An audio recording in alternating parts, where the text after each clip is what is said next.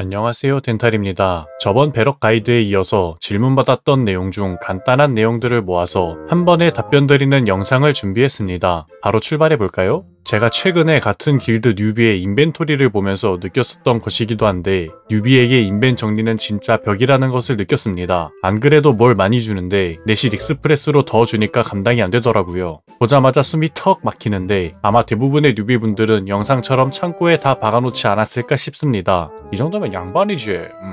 우선 창고와 인벤을 정리하기 위해 창고용 캐릭터를 하나 만들어주세요. 이미 카드용 캐릭터가 있다면 그거 쓰셔도 됩니다. 그리고 원정대 창고를 모두 비워줍니다. 다시 넘어와서 우선 카드부터 정리합니다. 카드 보관함이 가득 찼지만 슬롯을 늘리지 못해 넘쳐나는 카드를 창고에 다 넣어두셨다면 창고용 캐릭터로 모두 옮겨줍니다. 중복되는 카드도 있기 때문에 원정대 창고에서 Alt 우클릭으로 먼저 빼주시거나 인벤토리로 모두 빼고 오른쪽 상단 카드 전체 넣는 버튼을 통해 중복되는 카드도 한 번에 넣는 것을 활용해주세요. 그리고 좌측 상단 정렬 버튼을 통해 깔끔하게 정리해줍니다. 이렇게 카드를 모두 뺐다면 다음으로는 소모품을 모두 사용해줍니다. 탈 것 상자부터 해서 부활의 깃털이나 해적주와 변신탈 상자 등등 모두 써주시고 이벤트로 뿌린 폭죽, 기간 지나서 썩은 비약 등의 잡템을 모두 잡화상점이나 물약상점에 판매해주세요. 그리고 아바타 상자나 이벤트로 얻은 상위 재료, 반납하지 않은 섬의 마음이나 카양겔, 상아탑의 카드팩, 에스더 무기 스크롤, 이벤트 보석 등 나중에 쓸 템들은 하단에 몰아서 정리해줍니다. 이렇게 정리한 아이템은 Alt 좌클릭을 통해 정렬 잠금해주세요. 다음으로 아직 쓰지 않은 모험에서 재료들이나 영지 상인을 얻는 스크롤 등은 이번 창고에 몰아서 보관해줍니다. 나중에 모험에서를 진행할 때 꺼내 쓰시면 됩니다. 그리고 이제는 쓰지 않는 하위 귀속 오레아와 액세서리 등은 파괴하고 하위 재봉술과 야금술은 보관하시거나 판매해주세요. 랜덤 각인서 상자들은 모두 사용해서 가격 보고 팔거나 파괴해주시고 선택 각인서 상자들은 창고에 보관해주세요. 그리고 호감도 아이템은 랜덤이라면 그냥 사용하고 선택이라면 하나로 몰아서 받아줍니다. 인벤토리에는 귀속 강화 재료와 큐브 티켓 등 사용하는 것들 위주로 남겨주세요. 그리고 저는 쓰는 것들은 아래로 몰아서 정렬 잠금을 해놓는데 이건 편하실 대로 하시면 됩니다. 저처럼 하셔도 되고 그냥 위에 정렬하셔도 됩니다. 얼추 정리하셨다면 아까 빼놨던 원정대 물품들을 다시 원정대 창고에 모두 넣어줍니다. 모두 꺼내와서 정리해주시면 되는데 저는 보통 원정대 2번 창고에는 각종 카드팩들과 강화 재료 상자를 보관합니다. 그리고 1번 창고에는 칸이 부족해서 못 넣은 상자들과 배틀 아이템 상자, 교환 가능한 재련 재료를 보관합니다. 원정대 창고는 말 그대로 원정대 내 캐릭터들도 꺼내 쓸만한 물품을 보관하시는 것이 좋습니다. 이렇게 정리해주시면 꽤 깔끔해진 창고와 인벤을 볼 수 있습니다. 정리하셔도 유지하는 게 더 중요한 거 아시죠? 다음으로는 보석 수급처입니다. 보석이 부족하다 보니 수급처를 많이 찾아보시는 것 같습니다. 1번 카오스 던전, 제일 만만한 카던이죠. 카던이야 매일 도는 거니까 자세한 설명은 패스. 2번 카오스 게이트 필드보스. 카오스 게이트는 매주 월, 목, 토, 일요일, 필드보스는 매주 화, 금, 일요일, 각 요일 매 정각에 진행됩니다. 요일별로 한 번 보상 획득 가능하며 보석을 짜잘하게 획득할 수 있습니다. 3번 에브니 큐브. 카오스 던전을 돌다 보면 얻는 큐브 티켓을 통해 입장할 수 있으며 금제별로 획득 보석 개수가 다른데 5금제 기준 5레벨 보석 1개를 획득할 수 있습니다. 4번 실현의 빛 교환. 어비스 던전 카양계를 돌면 얻는 실현의 빛으로 엘가시아 이상 대륙에서 교환 가능합니다. 주마다 최대 5레벨 보석 2개를 얻을 수 있습니다. 5번 정령섬. 보통 주말에 진행되는 점령섬을 통해 3레벨 보석 10개를 획득할 수 있습니다. 메데이아와 슬라임 아일랜드가 있는데 서버마다 진행되는 섬이 다르기 때문에 좌측 상단 스케줄이나 Alt H 캘린더를 통해 확인해 주셔야 하고 점령섬은 정해진 시간에 열리기 때문에 시간에 맞춰 진행되는 섬으로 이동해 주셔야 합니다. 메데이아는 거울을 주어 수정에 타격을 주거나 상대팀의 플레이어를 처치하여 기여도를 획득해야 하고 슬라임은 맵 곳곳에 있는 거대 슬라임을 잡거나 구석에 있는 작은 쫄몹을 잡으면서 기여도를 채워주시면 됩니다. 승패 여부에 상관없이 보석 수급 가능합니다. 6번 태초의 섬. 그다지 추천하지 않는 컨텐츠긴 한데 일단 정리 영상이니까 같이 넣어둡니다. 7위 이상을 하면 오래 보석 1개를 얻을 수 있는데 요즘 태초의 섬이 고이기도 고였고 존버를 많이 하다 보니 크게 재미도 없어서 생각보다 쉽지 않습니다. 그래도 7위 안에 들어서 보석을 먹는다면 굉장히 좋은 수급처가 됩니다. 7번 파프니카, 볼다이크, 쿠르잔 턴번개 길드선. 주마다 1레벨 보석 20개를 교환할 수 있습니다. 효율이 썩 좋지는 않은데 배 업그레이드와 선원 등을 모두 모아서 주화를 쓸 일이 없다면 바꾸셔도 괜찮을 것 같습니다. 저도 슬슬 실링이 부족해져서 수급처를 좀 알아봤는데 카던이나 편린, 큐브 이런 건 모두 패스하고 1번 로팡섬. 너무 유명하죠? 실링이 진짜 진짜 너무 부족하다면 부캐로 로팡 돌리시는 것을 추천드립니다. 비프로스트 칸이 많아야 제대로 굴릴 수 있어서 베아트리스의 축복이 있다면 굉장히 빠르게 끝낼 수 있습니다. 2번 권자의 길. 원정대당 한 번 획득 가능하지만 실링을 꽤 많이 줍니다. 25단계만 깨셔도 하위 단계 모두 획득 가능하니 25단계 클리어를 목표로 진행해주세요.